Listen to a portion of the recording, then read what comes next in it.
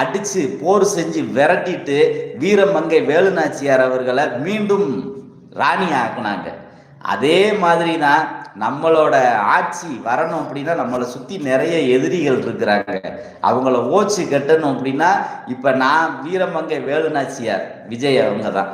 அப்ப எனக்கு தளபதிகள் யாரு, பெரிய மருது யாரு, சின்ன மருது யாரு, சையது கார்கி யாரு, அதுதாங்க நீங்க அப்படின்னு அவர் சொன்ன உடனே அந்த இடத்துல ஒரு ஆர்ப்பரிப்பு ஏற்பட்டுச்சு பாருங்க, பெரும் ஆர்ப்பரிப்பு.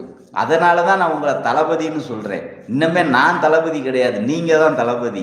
நீங்க தான் சின்ன மருது, நீங்க தான் பெரிய மருது, நீங்க தான் சையது கார்கி, நீங்க தான் அந்த ஆட்சியை மீண்டும் நம்ம கைவசப்படுத்துறதுக்கு பணி செய்ய போறீங்க அப்படிங்கிற விஷயத்த சொல்லவும் அந்த இடத்துல ஒரு பெரும் ஒரு ஆர்ப்பரிப்பு அப்படின்னு சொல்லலாம்.